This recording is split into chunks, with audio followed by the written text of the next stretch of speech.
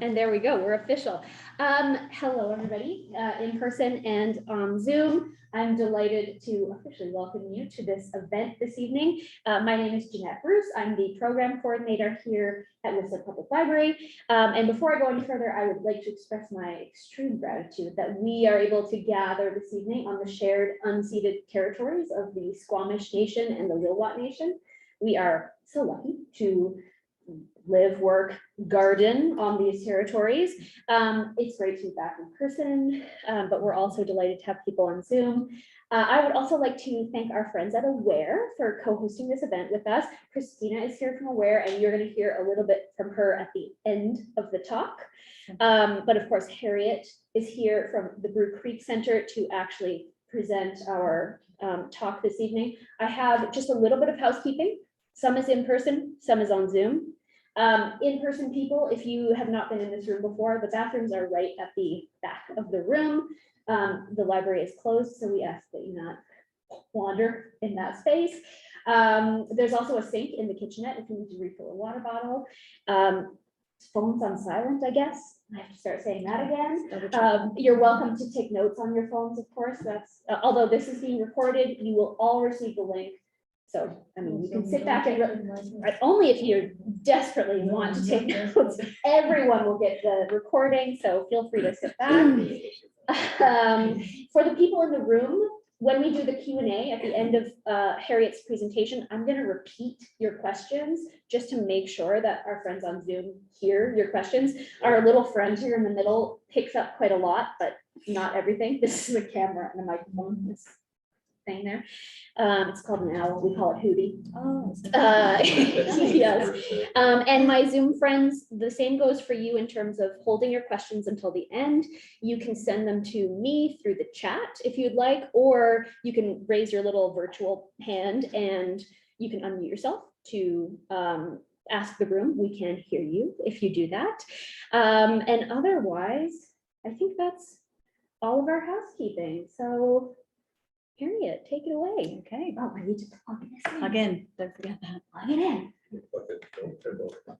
No, I will be the one to trip over it eventually, but just watching this.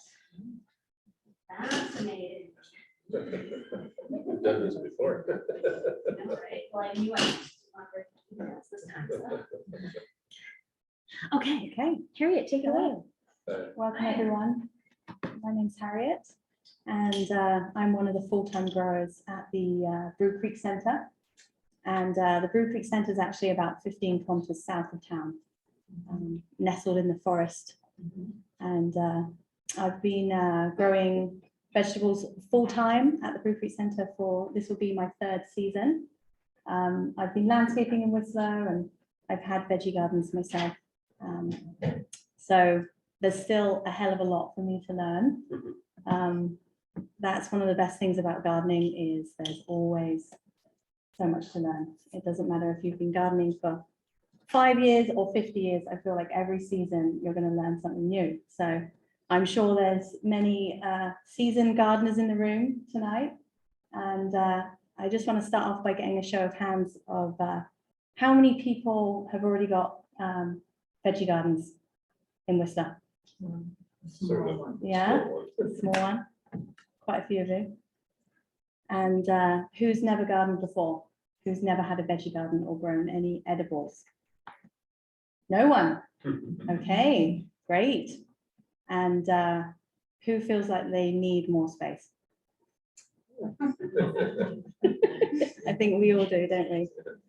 Yeah, so at the Brew Creek Centre, we have, so the area that I currently manage, we have 40 outdoor beds. They're all around 25 feet by about 4 feet. So they're not super wide. We can work and manage the space around those. And we obviously have the geodome here, which is our 1,000 square foot year-round greenhouse. And it's pretty neat inside. It's powered by LED lights. So yeah, as I said, year-round growing, and the LED lights do provide enough heat to fully heat the space. Yeah. So yeah, it's really evolved in the last few years into a bit more of a permaculture food forest, if you like. So we have all sorts of tropical plants inside. We've got papayas, avocado tree, we've got a passion fruit vine, and all our hot crops that we can keep growing throughout the year, we grow in there. So we've got eggplants, peppers, tomatoes, cucumbers, and an established herb bed that we can draw from throughout the season. For the chefs, we also just grow kind of anything interesting that we get given, or we want to start from seed. We just kind of trial it in there and just see what happens. It's kind of a fun project that we're not intensively farming it in there. It's like I said, it's more of a educational food forest, if you like. And basically it's our key space where we can start all of our seed starts for the season. So we have a germination room and a work shed behind there, and it's a place where we can start all our transplants for the season. But for the purpose of this talk, I'm mainly going to be talking about outdoor beds, outdoor growing in Whistler, with season extensions too.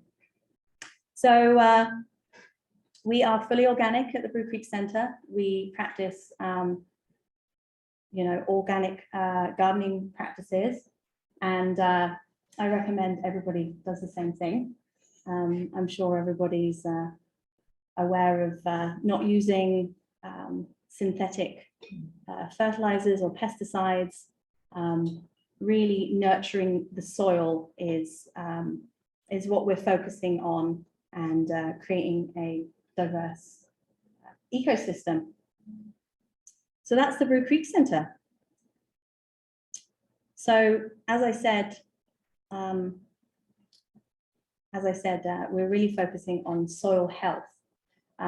So you've probably seen this term before, the soil food web, and basically the ecosystem beneath our feet is a thriving, just a thriving ecosystem full of all sorts of beneficial fungi, bacteria, protozoa and nematodes, and all sorts of arthropods that basically it's all based around the decay of organic matter. So you just have to compare it to what's happening naturally outside in the forest. The forest is not being given any fertilizers. That organic matter is falling to the surface and it's being broken down. So yeah, we're just focusing on really feeding that soil food web to create a diverse ecosystem that will help feed your plants. So this was a question I was sent in, and it's a really awesome question. And basically it's about our ever-changing climate right now. We've all experienced these crazy weather events, from the extreme heat wave last summer, droughts, flooding, and crazy cold weather. And basically, instead of focusing on those specific veggies that we can grow in, say, a really cold climate or a really dry climate, is creating a resilient garden.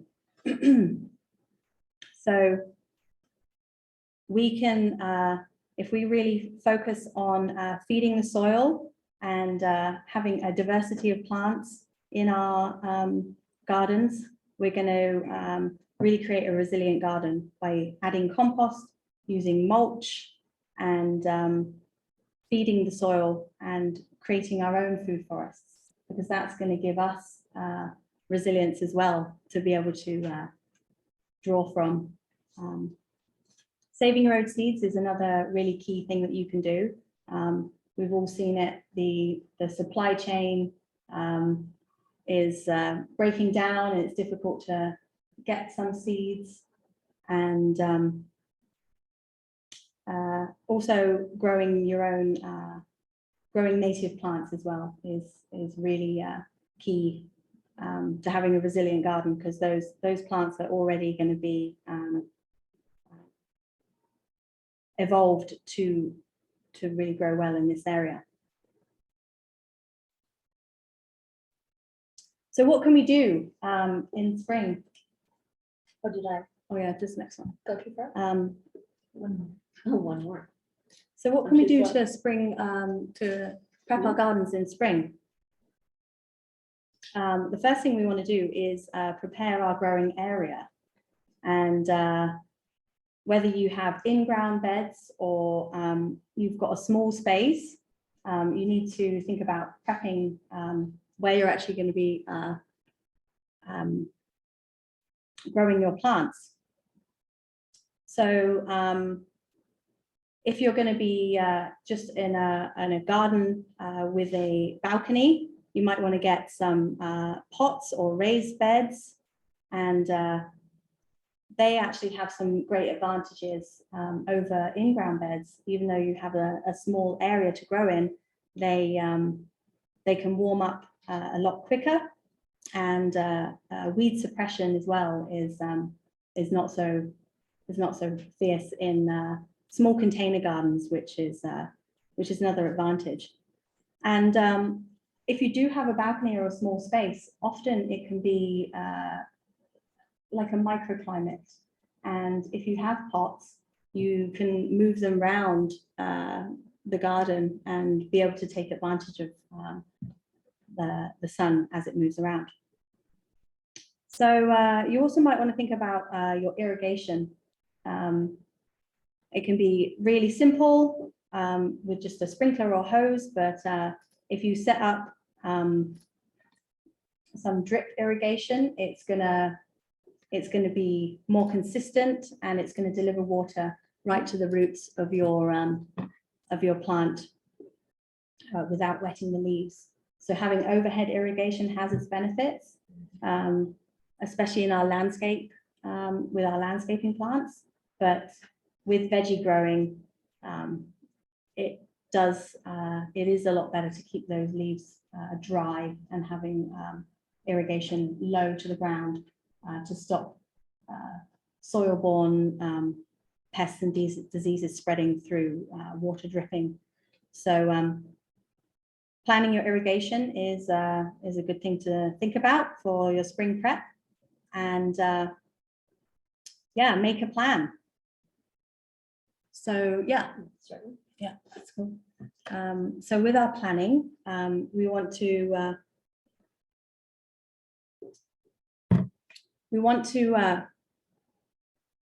decide how much space we have to work with, and how much sunlight that we are going to get into our garden will ultimately determine what you can grow. So if you only have a couple hours of sun, for example, it's going to be difficult to grow things like tomatoes and those sun-loving, heat-loving crops. So assessing your space and determining how much sunshine you are actually going to have is really going to determine what you can grow. And making the most of your space as well. Thinking outside the box, going vertical, and maybe putting trellises in certain areas so that you can climb plants up and not just think about growing low down. And one thing that we do at Brew Creek is we really do focus on quick crops, so crops that mature quickly to get the most out of your growing space. And importantly, grow what you like to eat. Here's just an example of a really inexpensive way of growing vertically using PVC pipes. So if you just have old pipes lying around, you can. Is this? I think it's back. There are two that are blank on my end. Ah, okay. So let's just stay here until we Yeah. get to that one. Basically, we've been experimenting with some PVC pipes, so you can cut them off really high and make holes in the sides, and you can grow plants directly in there and make use of that vertical space. If you put another pipe inside that's perforated, you can water it from the top, and it's a really neat way of making the most of a small space, like on a balcony.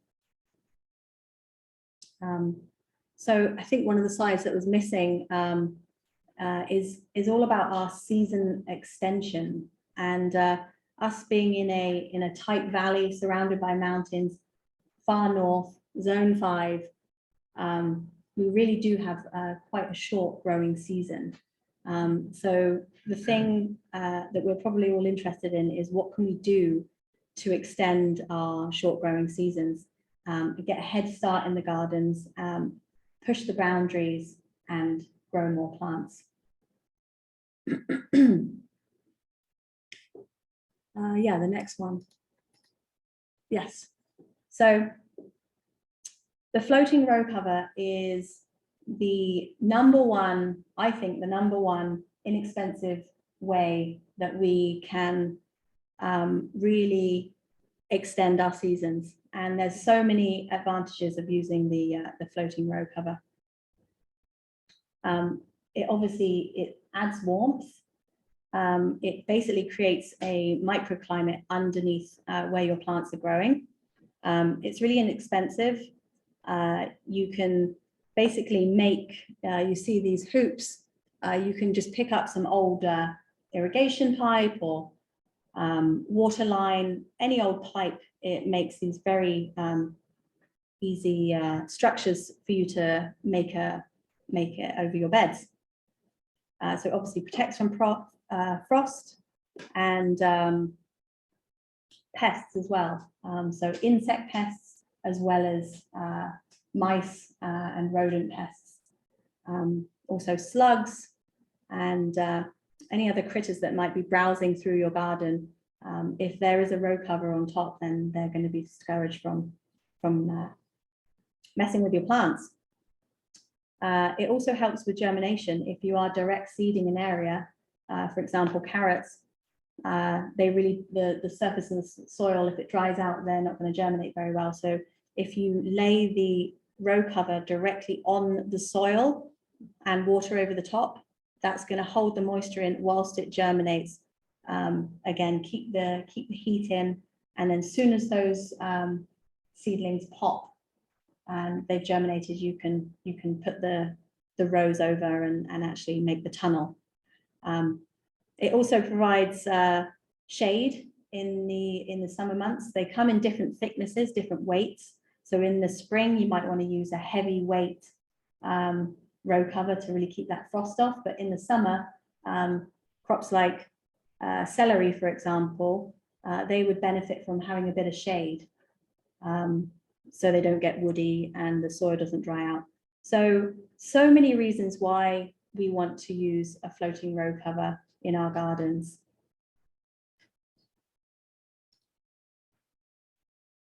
So other season extensions that we can do are simply make a cold frame. You can use an old window or any piece of plastic that's just basically within a box, essentially. That will allow you to harden off seed starts and get things started a little bit early. Depending on how big it is, you can grow herbs in there, like heat-loving crops like basil or peppers. And there's varying degrees of, obviously, how much of an investment and space that you want to put into these things. So the hoop house, the greenhouse, for example, is, that's the gold standard of gardening. If you can have your own greenhouse, then amazing. You can really extend the seasons either side and overwinter things and start your seed starts in there. But if you don't have space for a greenhouse, then simply growing sprouts or microgreens indoors is a really nice way to add year-round nutrition to your diet.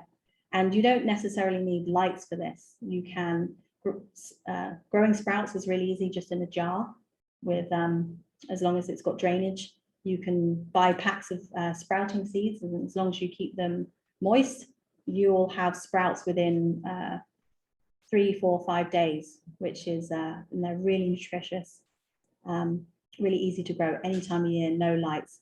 And the same with microgreens. You might think you need lots of fancy equipment with lights, but if you have a sunny windowsill or somewhere warm, or maybe just one light, you can buy even just bulbs that will go into a normal lamp. You can grow microgreens just in a sunny, warm corner of your house. And they're super easy, and you just cut them down with scissors. Planting transplants is going to extend your season. So if you start seeds inside, you're going to essentially gain 4, 5, 6 weeks ahead to be able to get them in the soil and extend your season that way. So yeah, here we have our hoop house at the Brew Creek. So 3 of our beds are in there.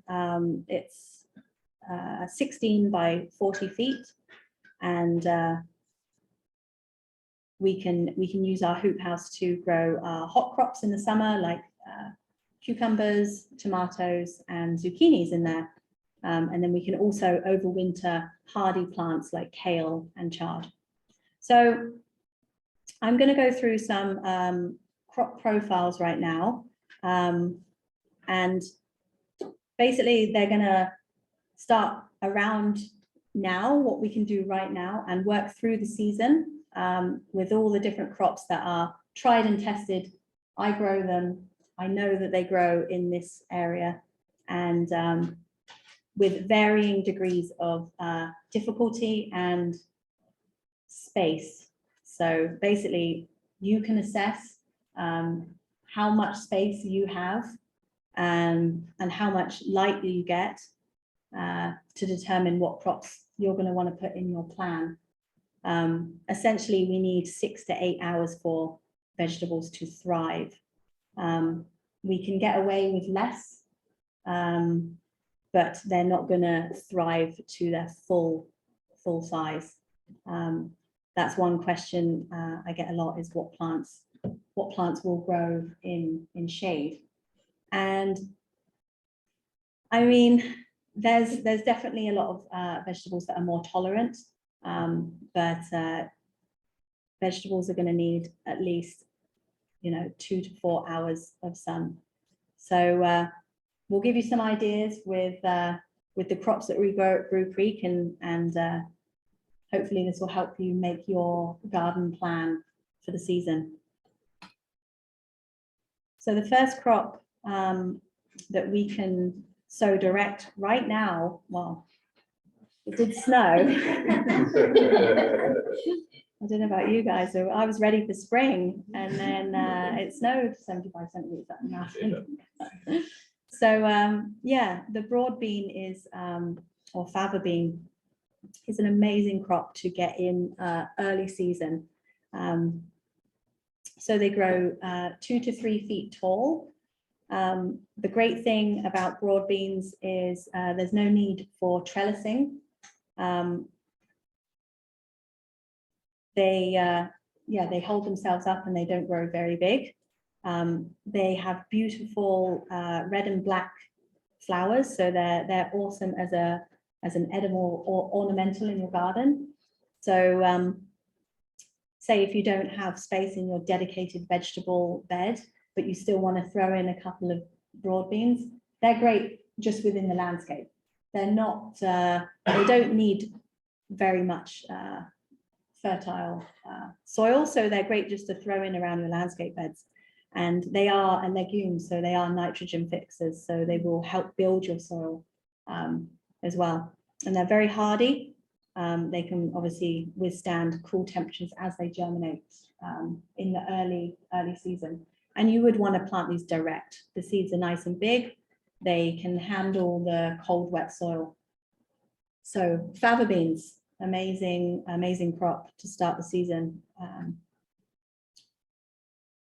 Our next crop is snap peas. Again, they are a nitrogen fixer, so they help build the soil. They're great for small spaces. If you have a balcony garden, you can grow them up a trellis, and they're going to take advantage of going vertical without taking over. They're not like a runner bean that will just go crazy. If you look at the seed packets, you can choose varieties that have varying vine lengths. So yeah, some snap peas can be nice and long, and a favorite variety for us at the Brew Creek is the Sugar Ann, which actually is a very short plant, vining only to about 24 inches. So the neat thing about that is we can plant an area very densely with the peas, and they all germinate together and grow up, and they will hold each other up off the soil. So no need for trellising. Sugar Ann is a really great producer, and it's quick. So I'm going to give you 6 more early season crops that you can plant direct that are cold hardy.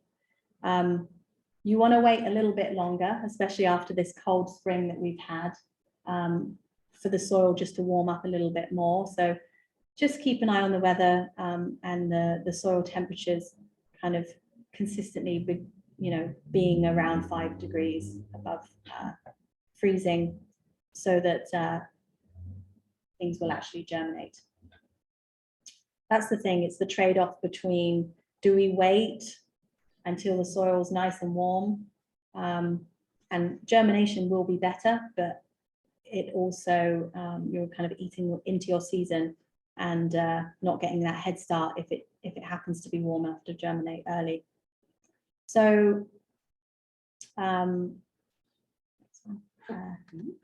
first really easy crop is, No, sorry. it's okay. We're gonna stay here. We can, I can describe it. You all know what they look like. It's the radish. So good old radishes. They're the fastest crop that we can possibly grow. 21 days. Some of the earliest ones. And don't just think that they're boring. There's so many interesting varieties of radish out there. The leaves are edible, so they're great in salads, and they're perfect for interplanting between other crops. There are lots of larger varieties that do take about double the amount of time, the daikon radishes, but they're awesome in salads. They provide so much interest. The chefs at the Brew Creek love them. The watermelon radish especially is just, looks like a watermelon when you cut into it. But one of our favorite varieties is called French breakfast. So it's actually a very long, elongated radish.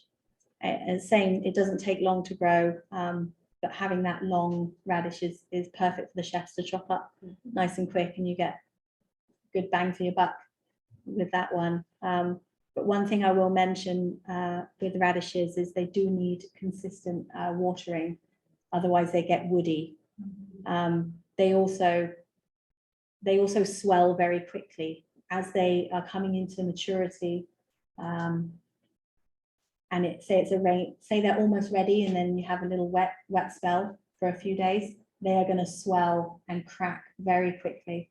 So once they do become close to being ready, you've got to keep your eye on them and harvest them quickly. So another crop which is super fast, similar to radish, is the turnip, and they're a brassica as well, so same family. They're really versatile. They're not quite so spicy as a radish. They're softer in flavor, and they're crunchy. They're great in salads. but they're also, you can cook them, you can roast them. And the chefs love them when they're small, so kind of golf ball size or marble size is a really nice size for them. But the great thing about them is that you can grow them and leave them in the soil for them to get really big. You can have them tennis ball size. Again, the leaves are edible, and yeah, they're really versatile. I will mention turnips and radish. There are certain bugs that will come and lay their eggs into them, and you might get kind of maggots, you know, in rare occasions. So that's where that row cover comes in, with covering your crops, just to increase success with not having any worms living in there when you harvest. So our favorite variety, I'll just mention, is the Hakurei turnip, and they mature in 35 days. So nice quick crop, cold hardy, great for early season, right through until the fall as well. And they'll stay in the beds until first frost. So we have spinach. I don't know if we have any pictures. That's okay.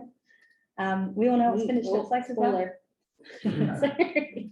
I don't know Gonna why go it's not working. So that's not spinach, but we'll get to that in a minute. So yeah, spinach is a really great early season crop. It doesn't tolerate heat well, so it's an early season crop to get in as soon as the ground can be worked. We like to overwinter it in our hoop house. It can stay under cover all winter, even through hard frost. But the thing is, it's very, what's the word? Mice love spinach. They love the seeds and they love the plants. So when it's in the hoop house all winter, we've definitely lost a few crops almost overnight, when mice and rats get in there and they can just chop everything down. So spinach can be sown directly into the soil, but as I said, it's kind of risky because the mice love to dig those seeds up. So spinach does really well if you can start them from transplants. It just gives you that extra time to get them in the soil and gain that 3 to 4 weeks of growth by planting a transplant rather than direct. There is a really nice alternative to spinach, which we sometimes grow at Brew Creek. It's called orac, and it's very similar in terms of the leaf texture and consistency, but really beautiful colors. They come in an array of reds and purples, and the key difference is orac can tolerate heat, so you can transition. After it gets too hot and the spinach bolts, you can have orac coming in and filling that gap with something very similar. Next up, we have mustard greens and arugula. So mustard greens are a spicy green. They come in so many interesting colors and varieties, in varying different tastes of spicy and plain. They're really great to sow direct in the soil in the spring. And if you sow them consistently every few weeks, you're going to have a consistent harvest right through. So we use a lot of greens at Brew Creek, and the chefs love to use them in salads. And we all know how much bagged salad leaves cost in the supermarket. So growing greens is a really cost-effective, easy thing that we can all grow in our gardens, even in shade. So that is one of the more shade-tolerant crops that we can grow in pots, in raised beds, everywhere that we have a space. It's great to get those greens in, because another advantage of them is they're a great cover crop. So just, we don't want any bare ground in our gardens, and if we can get any plants in the soil in those bare spaces, then it's going to be better for the soil, and it's going to stop weeds from coming in. And why not have something edible in those gaps? And mustard greens are really great for that. I just mentioned with the cover cropping, a lot of our beds we like to start off with, because they germinate early and they're quick, they only take 30 days. It's great to get them in early season as a cover crop. So once they're done, we can cut them off at the soil surface and let those roots stay in the soil to feed the beneficial microbes in the soil. And again, in the fall as well. Say if a bed of something else is finished, but there's not much time left, we can always just grow those greens at the end of the season and get that cover crop in, and then cut the surface of the soil and leave all that organic matter to feed the soil microbes. So beets. Beets is another really easy crop that we can grow, that they're incredibly healthy, and you can eat the beet tops as well, which is really great, really versatile. You can harvest them at any stage, really. If you harvest them when they're babies, then that's awesome. You can also let them grow really big, and they store really well right through the season. There's such variety in colors, and one of our favorites at the Brew Creek is choi, and that's almost like a candy cane inside. It's white and red striped, and it just looks brilliant in a salad. But you have to beware, mice love beets as well, and that's where we can come back to that row cover, really tuck in the beds as best you can, and try and keep the mice out. It's okay when the beets haven't really sized up, but once they start sizing up, the mice just love to get in there and eat the beets. So we had a really great experience last summer, and I hope he's around again, but basically we have a resident owl that has taken up living in the gardens directly above all the beds. So this barred owl, he's really been watching over us, and it was just amazing to see the results. We've really struggled with beets. It's our nemesis because of the mice just come in at the last minute when they're all big and juicy, and they can take them down in a few days. And our barred owl, who we named Chester, has been watching over our gardens, and it's just incredible to see what he's done. So I hope he comes back. We've seen him a few times this winter, but it's great to see that we've really got a healthy ecosystem, living in the forest, with different predators taking control of other problems. Sorry, Harriet, can I interrupt for a second? Can you slide that door closed behind you? Because I think the cleaners came in and we might get a little, there might be some noise. Thank you. Sorry, go ahead. Yeah, no problem. Okay, carrots.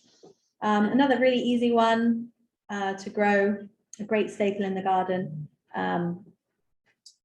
They do have a longer germination, so it does take, they do take time to germinate, and they don't. Sorry, excuse me, I didn't get what you just said. Oh, they take a longer time to germinate. Yeah, what? Carrots. Carrots. Carrots, Yeah, sorry. that's what I was thinking. Yeah, and so they do like a bit warmer soil. And going back to the row cover, the best thing that you can do is lay that right on the surface during the germination stage of growing carrots. Once they've popped, you do need to thin them out.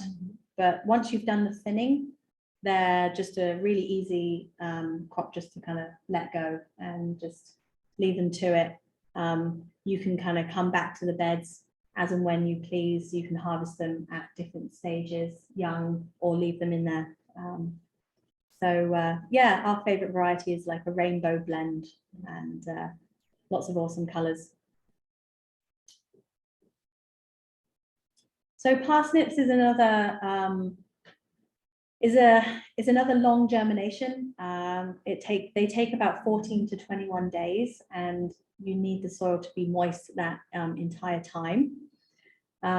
So parsnips aren't for everyone, because you do need to have quite a bit of space for these. So for anyone out there with lots of space, parsnips they're very easy once they've germinated. Same thing, you want to thin them.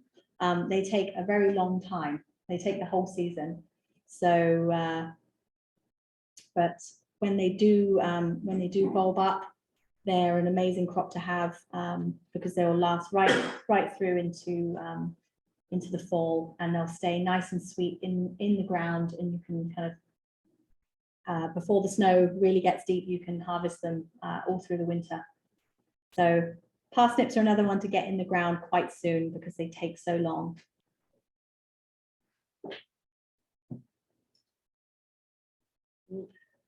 Okay, so we have before that we have kale. I don't know, the slide's not working. Don't know why, but it's all good. So we've got the kale, definitely a staple for the garden. Super cold hardy. Once you plant it, it's going to produce for you all season long, and it's going to go right through until it snows. It's really versatile in that you can sow it thickly and have it as a baby green, or you can obviously let them grow big. And that's another leafy green that can tolerate some shade. They're not going to thrive, they're not going to get massive, but they'll definitely grow in shade. And there's so many varieties out there. You can grow all different colors and shapes, frilly ones, flat ones, and yeah, it's a really good crop to have in the garden. You can plant it direct, but again, it's going to benefit from being transplanted. So if you can start the seeds yourself inside, under lights, or in a greenhouse, that's great. You can plant those babies and get, a 4-week head start than if you were to plant them direct. Alternatively, you can easily buy transplants from local garden centres. Kale is always available. So yeah, Swiss chard, one of my favorites. Sorry, Harriet, I have a request from Zoom Yeah. for us to turn on one of the lights, Oh, that would be good. because they want to see your face. Oh, How's that? Oh, wonderful. That's good. Okay. so Swiss chard is one of my faves. Superfood. It's versatile. It's going to tolerate some shade. It does well in containers. So this is a really good one for people that have small container gardens with not much light. It's cold hardy, and it's going to produce for you all season. It's going to go right through to the fall. And yeah, they have come in an incredible array of colors. So they make a really nice addition to an edible landscape. Again, if you want to put them through your garden, I think they look beautiful. Especially our favorite variety that we grow, Bright Lights, comes in all different colors. So another staple of one of our crops that we grow a lot of at the Brew Creek is kohlrabi. So it's not as well known as some of the other brassicas, but it's a lot easier to grow, and it's a lot quicker to grow. So it's one of these that I think everybody should grow, because it's just easy and really versatile. You can eat them raw. They're great in coleslaws. You can just kind of grate them, or just eat them as a snack, chopped up. But they're also good, really good cooked and roasted. Yeah, they're quick to mature. The quick star says it in the name. It's only 37 days to maturity. And again, you can harvest them at any size. So golf ball to tennis ball size. And there are other varieties that grow massive to like the size of your head and will store all season. Are these ones with purple flowers that the bees really like? I haven't seen one, I haven't let one grow, actually go to flower. So, yeah. Yeah, they do come in, a lot of purple varieties as well. So yes, if you let it go to seed, it's going to have a lot of flowers that the bees will like for sure. So yeah, kohlrabi, really good staple in the garden, frost hardy as well. So it's a good one to plant at the end of the season because you can keep it in the ground until it snows, and just harvest it when you're ready.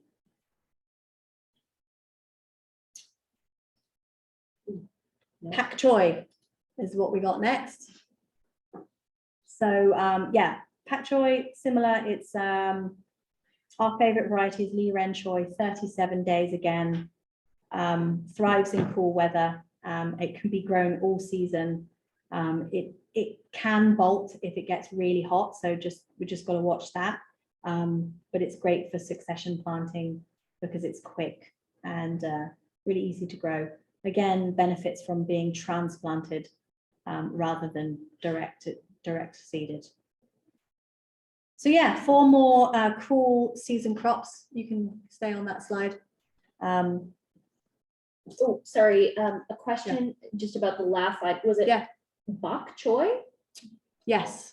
So pak choi, Pak choy. but the variety is called Lee Ren Choi. Want to spell Yeah, so Li, that? one word, second word REN, Yeah. Choi, CHOI. Yeah. I know you can start. Yeah. Stand by. Great, thank you. Yeah, so 4 more cool season crops that you're going to need a bit more space for these, and definitely going to want to transplant them. So these are for people that have more space, and you're probably not going to want to give up space in a small container for these crops because they take a long time, they require a lot of nutrients, and they take up a lot more space. So broccoli. Broccoli is such a favorite in the garden. Even if you have a small space, I'm sure a lot of you want to be able to grow broccoli. And I can give you a really great variety, and it's called Happy Rich. And most broccolis will grow and head up into one big head. Once you harvest the head, you'll get a few side sprouts. But with Happy Rich, you'll get a pretty decent first head. Once you remove that, you're going to get sprouts all season. And it's really prolific. It's such a great producer. It's cold hardy. It's really delicious. You can eat the stems. Broccoli needs to be well watered, and it does need quite a lot of nutrition. So a good healthy dose of compost at the beginning of the season is gonna help your broccoli plants. So another brassica that takes up quite a bit of space is cauliflower. A bit more of a challenge to grow. If the growing conditions aren't optimum, then it's the heads don't quite head up well. But we focus on really early maturing varieties. So a couple of our favorite varieties are Song and Snow Crown. So they are very early and short amount of time to maturity, and they're quite adaptable. So they do well in cool weather, but they can also tolerate some heat as well.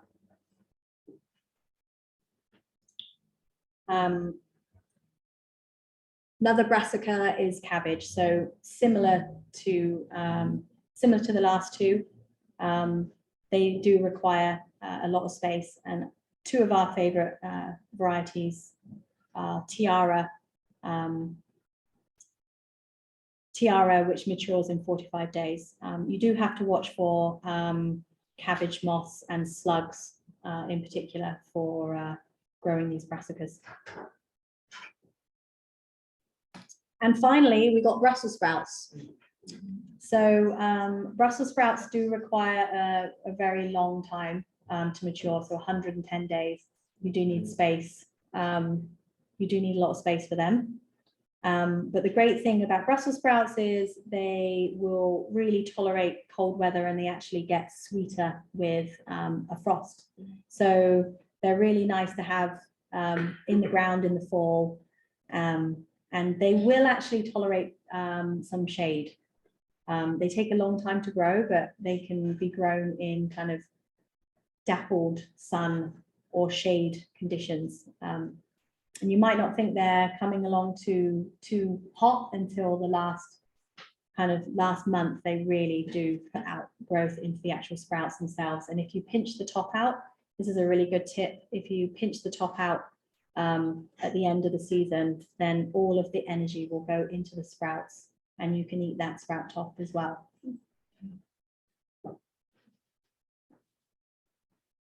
So runner beans, unlike pole beans and bush beans, they do like it cool, but again, you need quite a bit of space and a trellis. They're very fast growing, but they are high yielding beans. But you've got to have a sturdy place to grow these, because they will just take down a trellis that's not very strong. And believe me, I've witnessed that. Yeah, and they have these beautiful red flowers, which are like beacons for the hummingbirds and the beneficial insects. So they're a really nice one to grow if you have the space. So we'll quickly go through these 4 crops that do need a bit more planning. So again, if you're able to grow seeds inside under the lights, then you are going to want to start these basically in February. So they do need, you do require a bit more planning with those. So the alternative is, if you haven't done that already and you really want to grow these, you can buy them as transplants, and there's no harm in doing that, because they take a very long time to germinate, and they take a long time to get to a size where you can plant them out and the soil's warm enough. So these require more planning and a bit more space. So yeah, so we have leeks and onions that you would want to start indoors in flats in like February and March, and transplant them out when they're pencil thick. They're really rewarding to grow, because you see these tiny little toothpick little seedlings, and then you see them grow into massive leeks. Next slide. Yes, there they are. So there are some varieties of leeks that, again, we really try and focus on crops that have the shortest maturity. So when we're going through our seed catalogue in the winter or the previous season, we're just looking at the crops that come to maturity the quickest of all the varieties that are available to us. And that's what I recommend everyone doing, living here, because of our short season, is just, you know, there's always an alternative. So going with those ones. So celery is another one. They can actually, it can tolerate a little bit of shade, because the stems will benefit from not being in full sun. They can get woody if the soil dries out. They really like a lot of moisture. And the thing people don't know about celery is you see it in the supermarket and you just chop the whole plant and you have that whole plant in one go, and that's taken the whole season to grow that one plant. But what you can do as a home gardener is harvest the outer leaves consistently throughout the season. So it takes a long time, but once it's big enough, you can just constantly harvest it. So if you have a few plants on the go, 3 or 4 in the garden, then you're going to have a good healthy supply of celery. And our favorite variety that we grow is one called Tango. So celeriac is closely related to celery, so the leaves look the same. It looks like quite a similar plant, but it's actually the root that we harvest. They're really delicious, quite versatile. You can use the root in salads, but they also make amazing soups. When you cook them, they're really creamy, and they make an amazing storage crop. So they will last in our root storage for 4 or 5 months. So celeriac needs a lot of fertile soil, moisture, a lot of space. So it's a difficult one, but the rewards are really great in that you've got a storage crop at the end of the season. If you've got the space to grow celeriac, then. And our favorite variety is one called Bellina. Sorry, I don't have the That's next okay. one ready. Okay, so things are heating up. What can we plant now? It's mid-May, it's June. The soil is a lot warmer, the days are getting long, and we can start thinking about planting our heat-loving crops like bush and pole beans. So beans come in either an indeterminate or a determinate type of plant.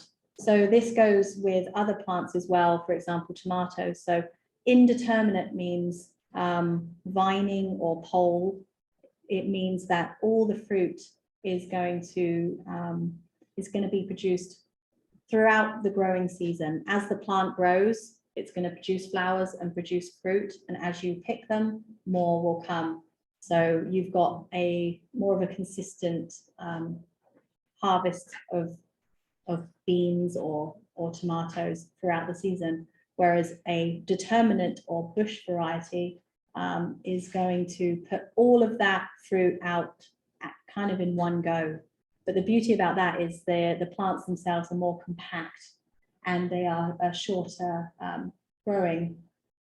So a really great crop to grow that we love at the Brew Creek is bush beans, because they're great for small spaces. So the tower that I was describing earlier, you can fill one of those with bush beans, and each one will produce a little plant that's just loaded with all those beans. And they also fix nitrogen in the soil, so they're a really good soil builder. And like I said, they're really great for small spaces in containers. And our favorite variety is one called Provider, which again says it in the name. It's a real prolific grower in a small package. So bush beans are a really great one to grow here in Whistler.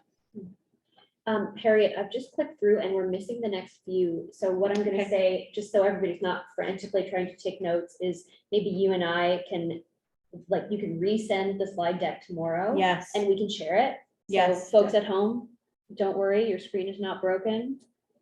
Yes. Mine is, I guess. Definitely. I don't know why. But we'll send you the slides tomorrow. So sit back and listen. Okay. So now it's really heating up.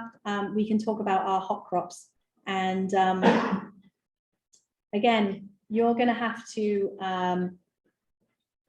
work out how much sun, or whatever sun that you have in your space is going to determine whether you can grow these crops or not, and the space.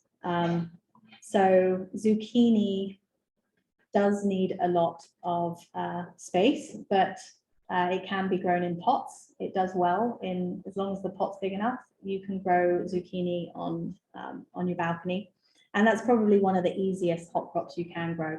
The only thing you've got to watch for is powdery mildew. But again, look at those varieties when you're choosing your seeds. See if you can find one that is a powdery mildew resistant variety, and that's really going to help you out, because living in the forest where most of us are, powdery mildew is a real problem that comes in kind of mid-season, and you can't help it. You can you can spray neem oil and you can try and keep it under control, but you can't really stop it. So that's one. So what kind of depth do you need if you do like at home for your depth of soil?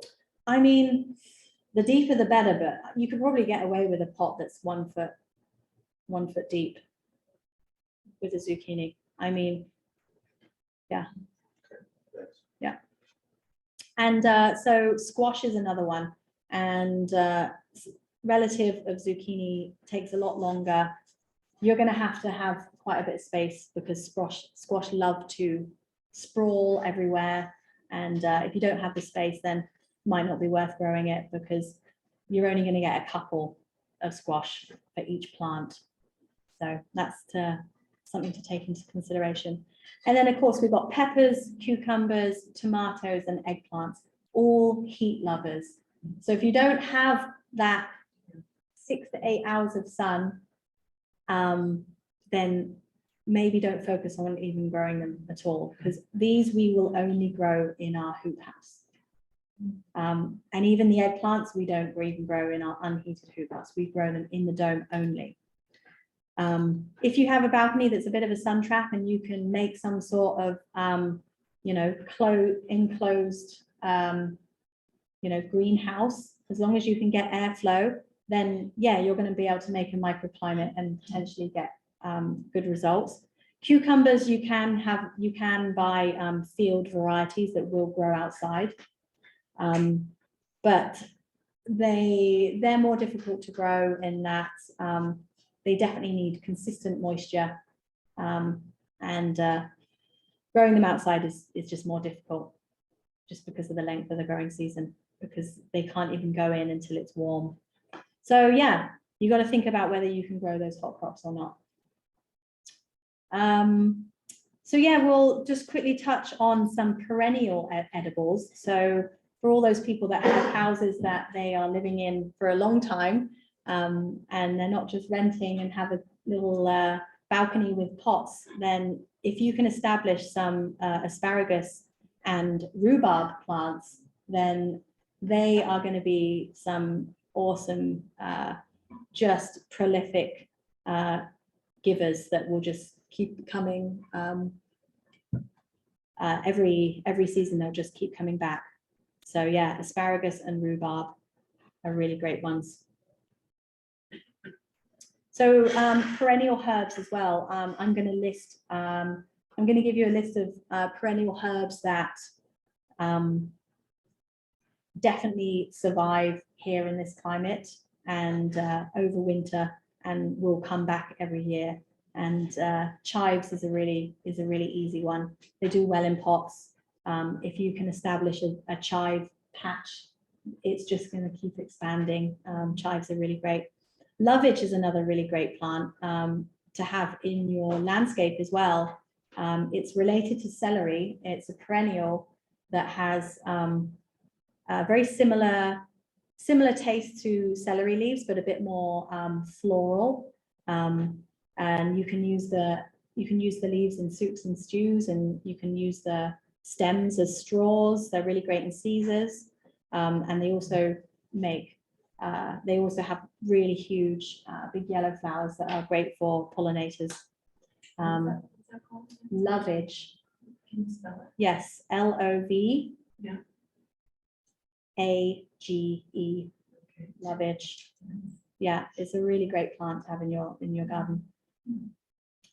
So yeah, mint, lemon balm, oregano, sage, winter savory, and thyme are all herbs that will perennialize here and mainly will make it through the winter. Sometimes the snow load is too much, or a really cold winter might not make it for some of those, but if you pack them in nicely at the end of the season with some good mulch, straw, or leaves on top, then they're more likely to survive the winter.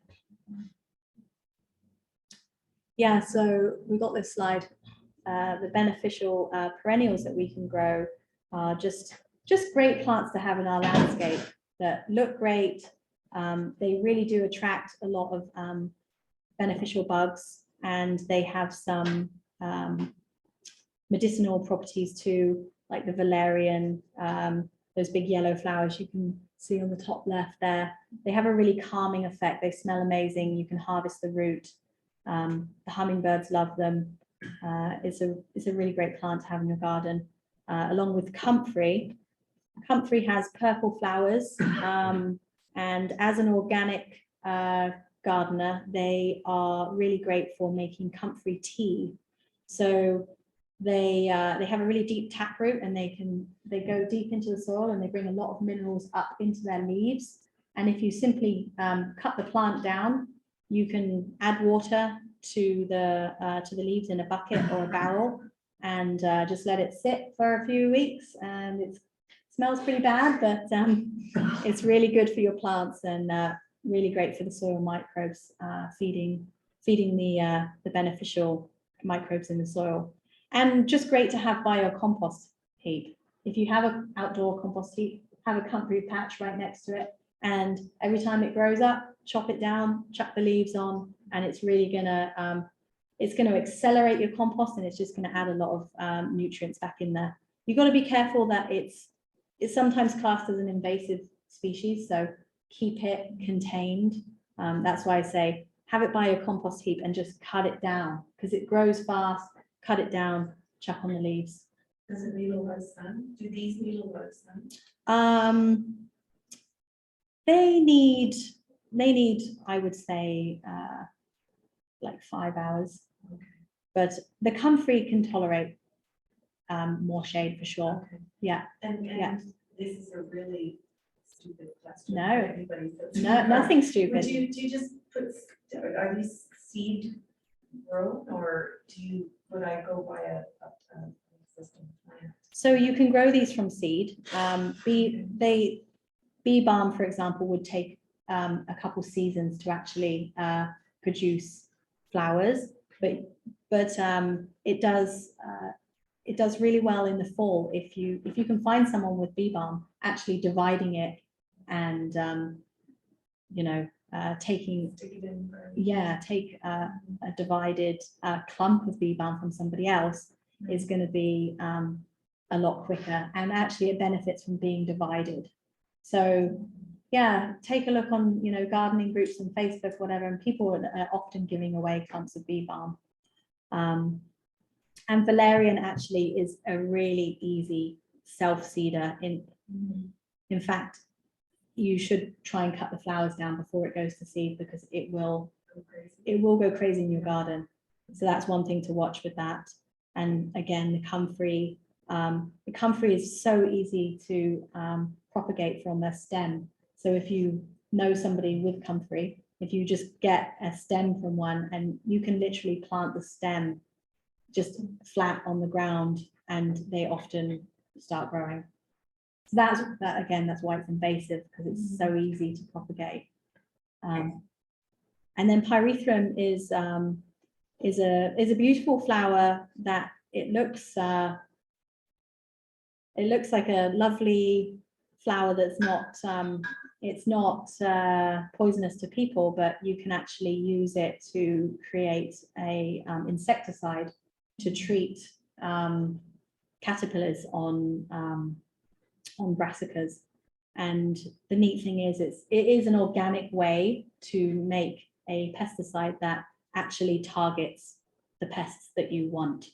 So it's one of the only pesticides that we would use, and basically just growing the plants alone and then letting them flower in your garden is going to repel those pests in your landscape. So just having pyrethrum around is a really great plant, and it looks lovely too. So that's a great beneficial perennial. So have we got this one? No. White square this time. Okay. Yeah. Okay. Lovely. So yeah, I guess whilst we're on this slide, I'll talk about these. We don't have the words, but I just have a list here of edible flowers that we like to grow at Brew Creek. Most of them are annual, so you will have to start these from seed or buy them in the garden centres, and they really bring your garden to life. You can eat the flowers, and they also are just amazing insect attractants. So we've got borage, calendula, marigolds, dianthus, chrysanthemums, violas, and then the bee balm, and these are the bachelor's buttons here, which are really good in salads. So yeah, we grow all those edible flowers. So the other slide just touches on companion planting. So now we've gone through a lot of the crops that we can grow. Companion planting is simply is the idea that we're taking advantage of the positive relationships that naturally occur between plants. And you can really delve deep into companion planting, and there are, there's studies that people really try and find these like relationships with certain plants, but you can just think of it as a way to manage your garden organically. So some examples are crop protection. Say if you have a really windy garden, you might trellis a bunch of beans on one side, or grow corn, or grow sunflowers to protect your garden from wind. That might be one way. Repelling pests, you can grow certain flowers that will attract beneficial bugs, which will then prey on pests. So if you grow plants like parsley or dill or fennel, they will attract parasitic wasps that will then come and eat aphids that might be on another plant nearby.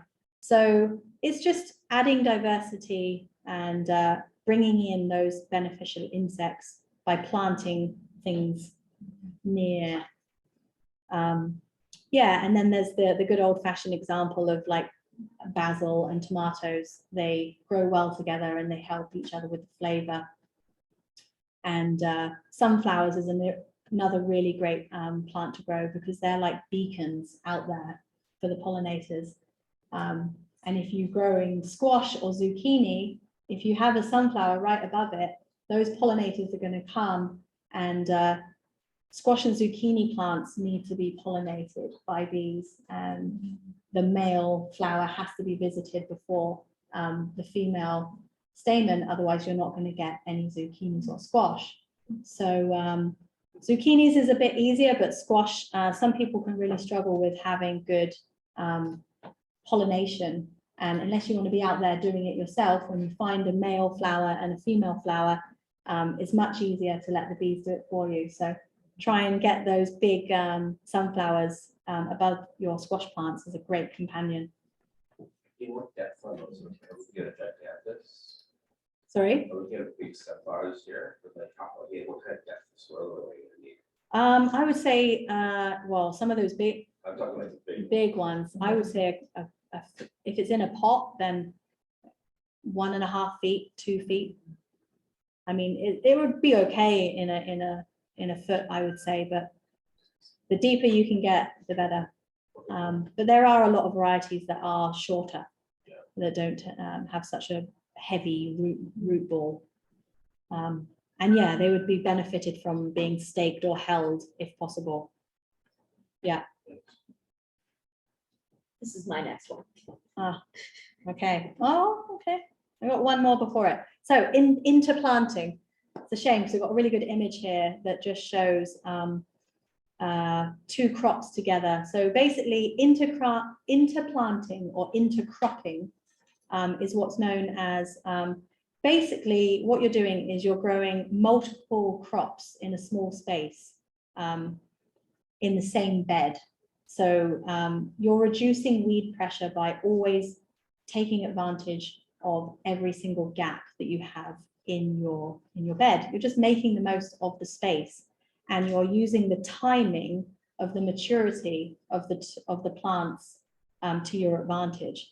So to give you some examples that I have here, we have a big bed of lettuce, so big full lettuce heads that are almost, you know, they're half grown, and they were planted in early spring.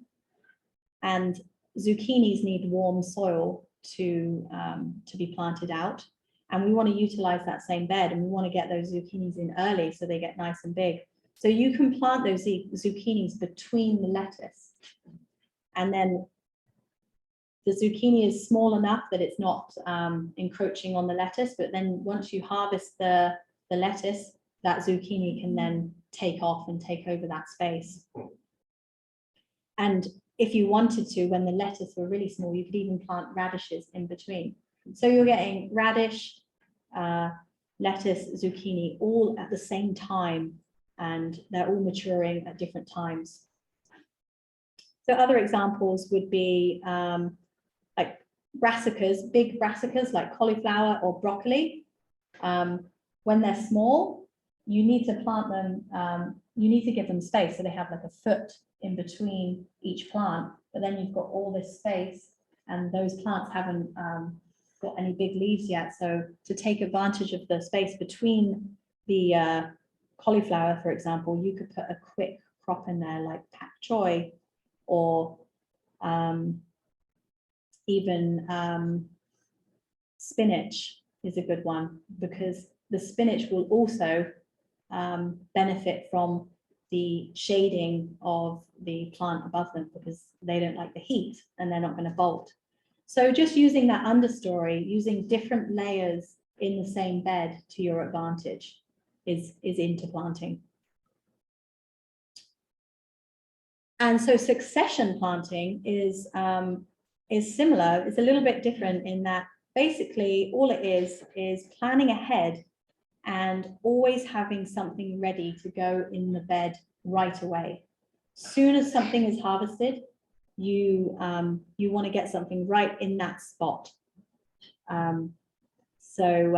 Certain plants need to be planted every few weeks if you want a continuous supply. So greens, dill, cilantro, bush beans, you know, they grow quick and they're done. They grow quick and they're done. So successively planting things like that are going to give you a continuous supply.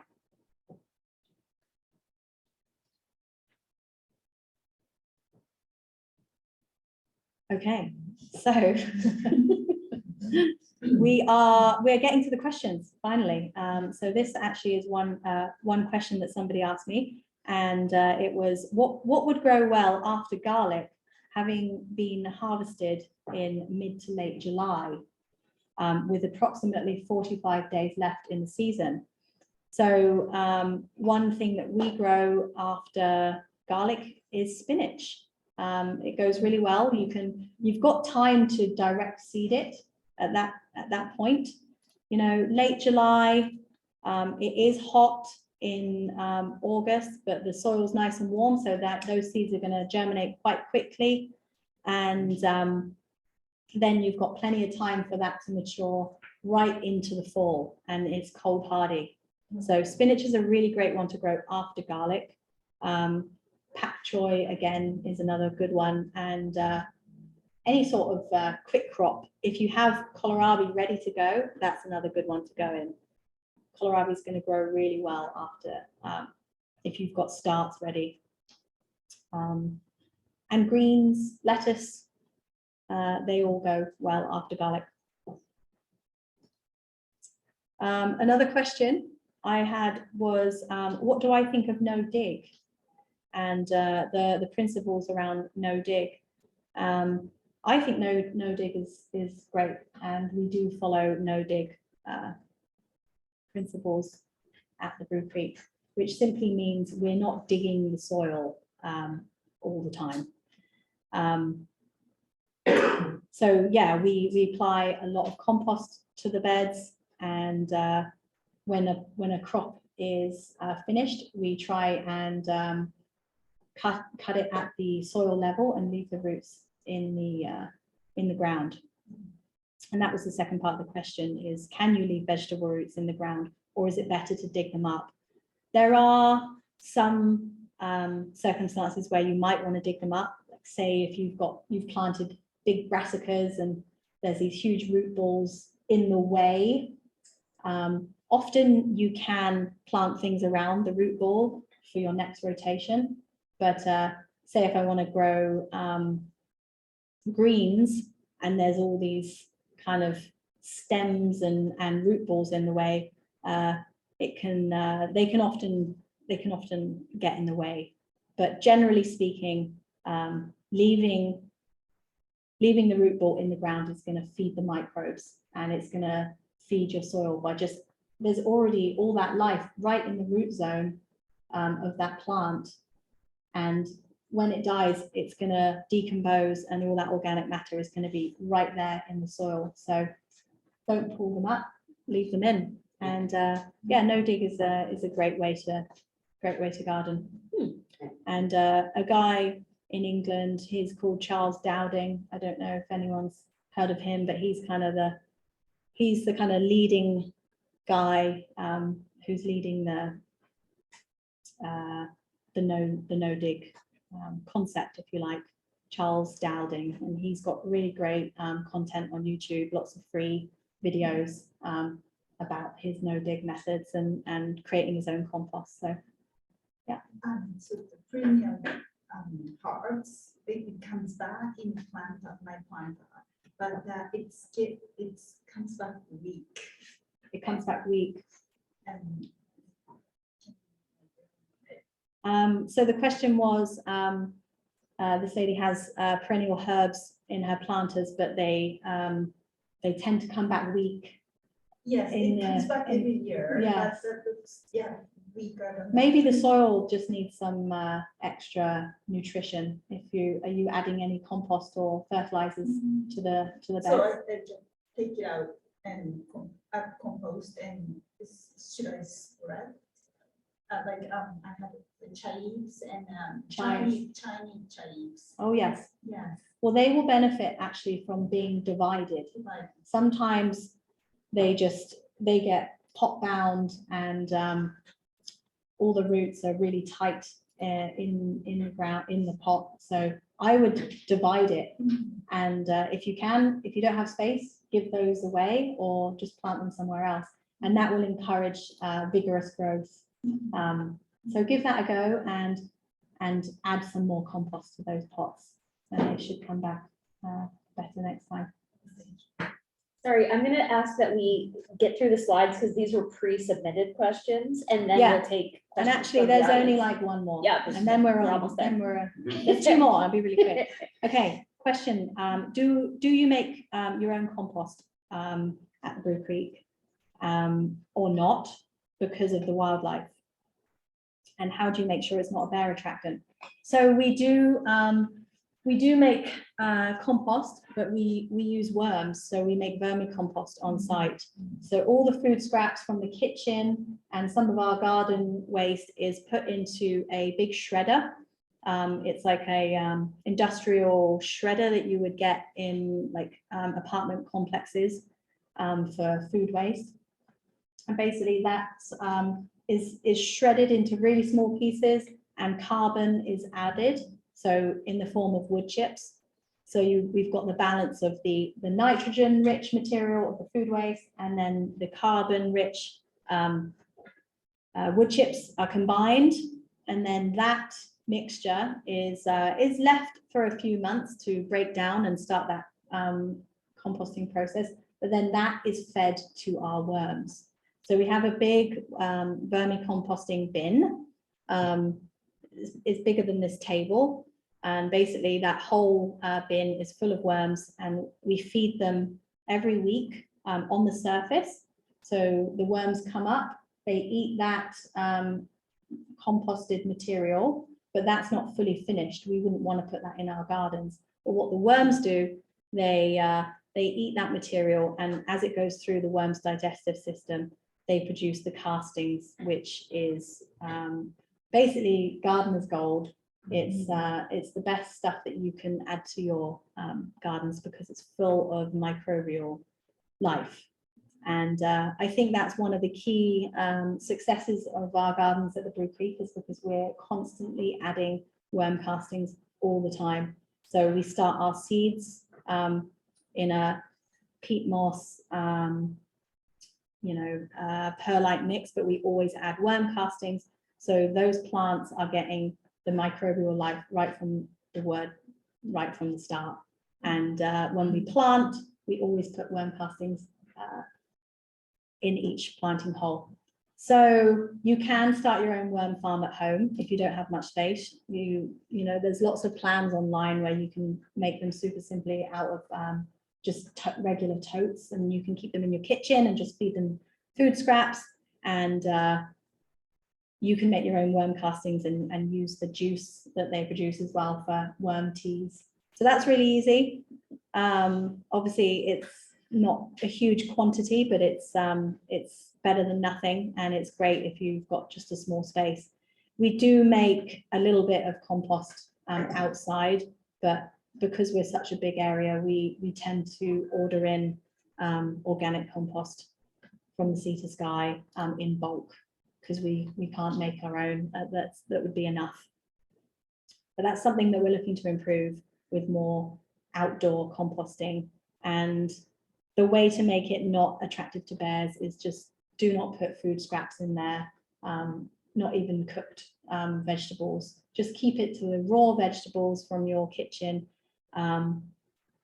garden waste, and really make sure that you're filling it with nitrogen heavy. So leaves, dry material, every time you put, carbon heavy, after you've put the nitrogen heavy stuff in, so the greens, make sure that you're always putting enough browns on top to suppress the smell, and cover everything up, and it's going to be less attractive to bears, I would say. Yes. Final question, and then we can go for it. Somebody asked me, what's the easiest and most productive veggies you can just plonk in the ground aside from potatoes and garlic that grow no matter what? And the one that came to mind is sunchokes, otherwise known as, oh yeah, we've got the slide, otherwise known as, yes, that's it. So they're really neat crop because they're kind of like potatoes, but they have the plant of a sunflower. So they're really interesting. They're really hardy. If you can get some tubers like that, you just plonk them in the ground and they will just divide and divide and divide. They're almost invasive. But if they have to be cooked really well. they do. Roasted with salt. Oh, Yeah, they're awesome. really cook them well. They have an adverse effect on the human system. Yes, okay, yeah, good point. Good point. But they're great if you have big space and you're kind of growing like a permaculture area. If you want to put them on the edge of the garden, they're a great wind blocker. They trap the insects. They are really good at holding in the soil. So if you have a huge property, they're great. But yeah, you got to be careful. But they're very easy to grow.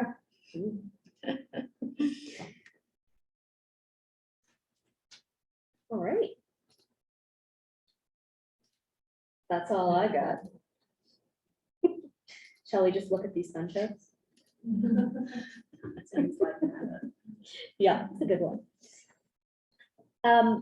Folks, if in case you're on Zoom and you need to sign off, just know that the recording is continuing, so you will still catch the questions that we're going to answer now. So just let you know that goes for you too. If anybody needs to leave us, you will still get the recording. We have a bunch of questions on Zoom, and I'm sure we have some questions in the room. Try to be even Stevens here and answer some of both. Anybody in the room want to kick us off? So I think you already answered. So where we live, we're not allowed to compost. And I used to make all my own compost. So everything goes to the municipality. Right. So where can we get compost back for our gardens? Is that what you said, sea to sky? Is that... Yeah, it is tricky, and it is a bit hit or miss with compost in the area. So so where does all the stuff that we take to nesters and stuff, where's all that go? I would say it goes to Sea to Sky Soils, which is located just south of Pemberton. Right. So there's that place.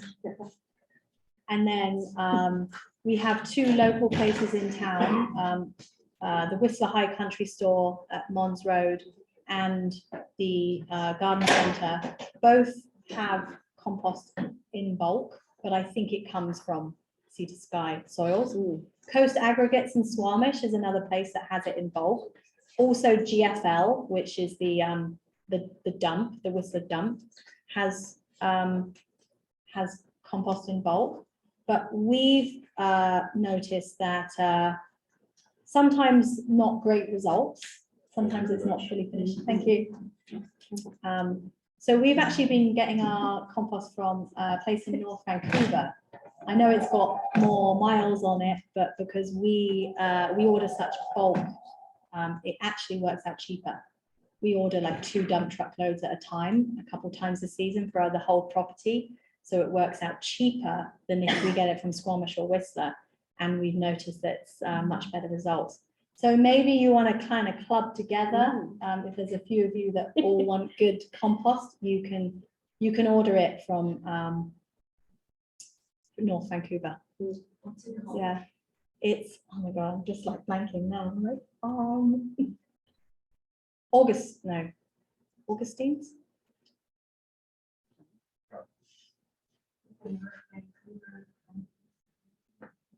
You can I'm tell me totally via blank. email. I'm gonna Yeah. put that in the notes. We're gonna take a question from Zoom now. Are raised planter boxes and pots less susceptible to insects than in-ground beds? Oh, good question.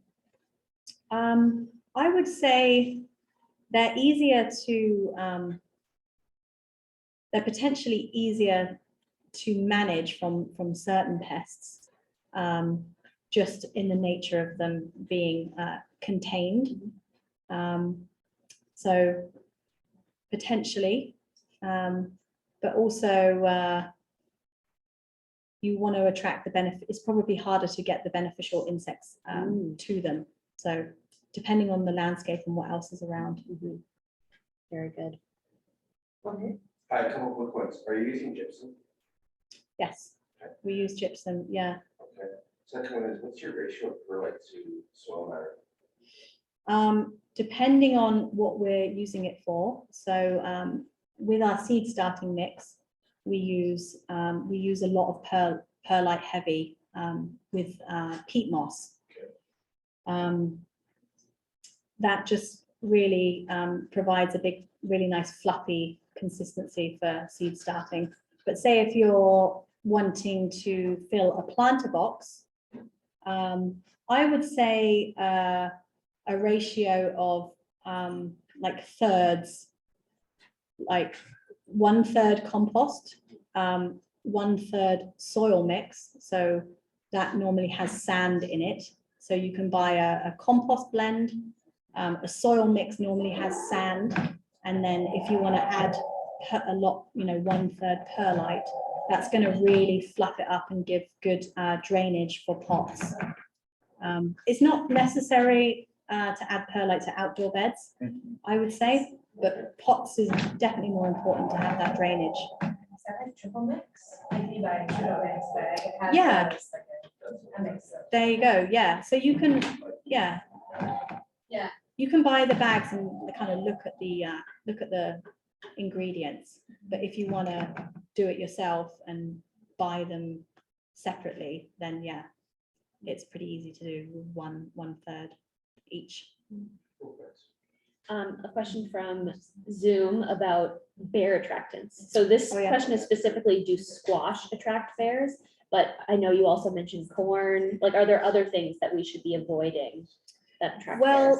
Well, I think if you look at the actual list of plants you're not allowed to grow, it's all fruit trees and berries. So blueberries, raspberries, mountain ash, apple trees, they're all the high risk ones. And you have to manage those plants appropriately. we're lucky that we really don't have any issues with bears, believe it or not, at the Brew Creek. We're careful when we apply. Sometimes we do use fertilizers with fish meal or blood meal in them.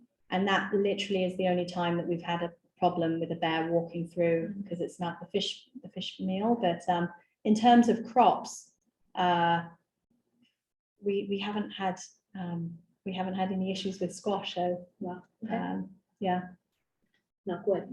I've got very little sun, and we just did some landscaping, and I've got some areas that I want to plant indigenous plants. Oh, lovely. Yeah. Yeah, and Natives. so that was the whole, kind of the whole theme, is rock and indigenous plants. Yeah.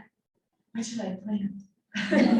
What's the easiest thing to put in there, and like, I don't know. I bought a book of indigenous plants in Whistler that this I know. big. There's so many options. Yeah, Yeah. So something that grows sort of medium, like a 2-foot bush, maybe at the most.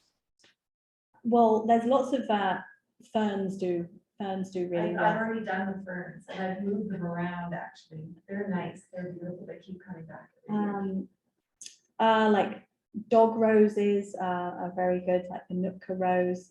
I'm not very good on landscaping plants, to be honest. Claire is definitely Oh, yes, our speaker last night. Claire's Find her at definitely Brew Creek. Claire's definitely the lady that will Okay. that's very good with landscape plants. Yeah, so you said dog roses. Many Nootka. ferns. Yeah, Nootka rose. Mix it up with some edible stuff or something. Chard. Get the chard. in. Chard, yeah. That does well, and it gives you a nice pop of color and Give it its own personality. yeah.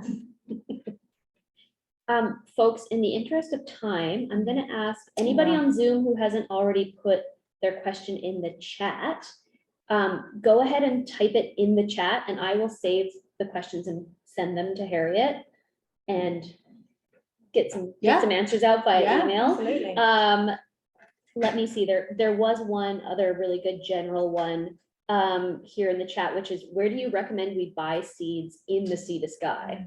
Can I, or in transplants, like, little. Transplants, As yeah, well. yeah, I would support your local gardening store. Obviously, we've got the big box stores down in Squamish, and you know, it's best to support local. So there's the gardening shop, Whistler High Country, on the Mons area, kind of north, near Nicholas North area. And then there's a shop in Function as well. And that's for seeds. That's for she mentioned Oh. transplants, but then seeds, obviously West Coast Seeds is a great distributor, Okay. and they have seeds all over the place. Actually, I was going to mention, as a really neat resource for free, just the seed catalogs are an amazing resource. Yeah. West Coast Seeds in particular, they really explain a lot of the key principles of organic gardening. So you can pick one of these up, and it's gonna really help. You can normally you can just order them for free. Sign up online, it'll send you one. They just send you one. Yeah. So West Coast Seeds online. Yeah. Bessie's is another good one to share. Yeah. Bessie's, That's- BESEY. Okay. It's another good one. So- The garden centers have them too. And, Yeah. Mm. I come to have them. We use Johnny's a lot. They're actually an American company. The reason why we like to use Johnny's is they produce all their own seeds. Basically, they have these trial farms, big operation, and everything is produced on their farms organically. So they're just really reputable, a really great company, so much choice. And you know they're good seeds, and you know where they're coming from. I know it's America, so Yeah, West Coast Seeds. yeah. And West Coast Seeds come from all over the place. You don't necessarily know where those seeds are coming from. They're just a distributor. Although they've got a lot of good information, the seeds are coming from everywhere. Baker Creek seeds is another one for really interesting varieties. We use Baker Creek as well. So, What about Mossborn seeds?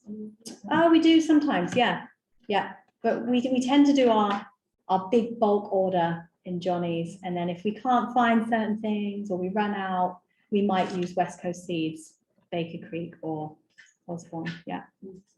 This seems like a good time to hear from Christina from Aware. I was about to say, can Go ahead. Thank you so much. first Yeah, off. no problem. I feel like I learned so much being here. Thank you for coming. I'm sorry the slides didn't work. We'll send them out. It's okay. Apologies. It's okay. You'll get I that. got This is a free job. I got the best seat in the house. Do you want to say that? No, because I'm only gonna take 2 minutes. And thank you for organizing My pleasure. so much. And I'm Christina from Aware, and you guys all know what Aware is, but it's kind of the Environmental Conservation and Climate Action Association of Whistler. And we're super excited to be able to partner with the library and partner with other local knowledge keepers to pass on some ways to gain resiliency in our kind of difficult environment, because it's key to setting up a sustainable initiative in the long run. One of the things that we do is we run a seed library. So all those seeds that are in there right now came from West Coast Seeds. They are all organic. They're all donated by Aware itself, but the idea is that people can come in, check out seeds, grow them, harvest their seeds, and bring some back next year. So we can continue this and we can create our own Johnny's here in Whistler. Yeah, awesome. We do ask that the seeds are organic. And we're super excited to be partnering with the library and hopefully offering more of these kinds of knowledge sessions into the near future this season and ongoing in order to create less of a need to be using outside sources, but also decreasing our environmental impact and waste here in the city sky. So we want to do talks on composting, maybe visit the composting facilities to see what they do. Talks on food preserving, how when you have a bounty, what to do with it, so you don't waste. And it's another one, seed saving. For some of our ideas. So we would love to hear more ideas about what you guys want to hear, keep you engaged and keep you learning. But something that you said at the very beginning is really struck with me through this whole talk, which is that gardening is so special, and it gives you such a connection to your place and everything, but it takes so long to learn your lessons. Mhm. You can only learn so many lessons in a year, Yeah, and then you have to try again. So I really do think of gardening as a collaborative sport, and the more that we can, those of us who have our spaces and are interested in this stuff, share with other people, talk to knowledge keepers, pass on the word, get more people interested, it's going to be a really important part of strengthening this community.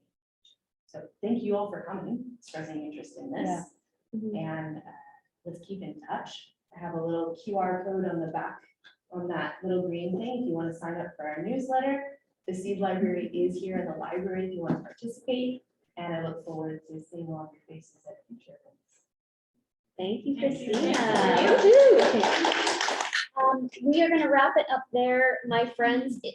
Zoom, last chance. If you haven't already submitted your questions to the chat, please do so now, because I'll save that transcript and pass it along to Harriet. I am going to wrap up our recording now. So if I can find the right button. All right, goodbye, recording.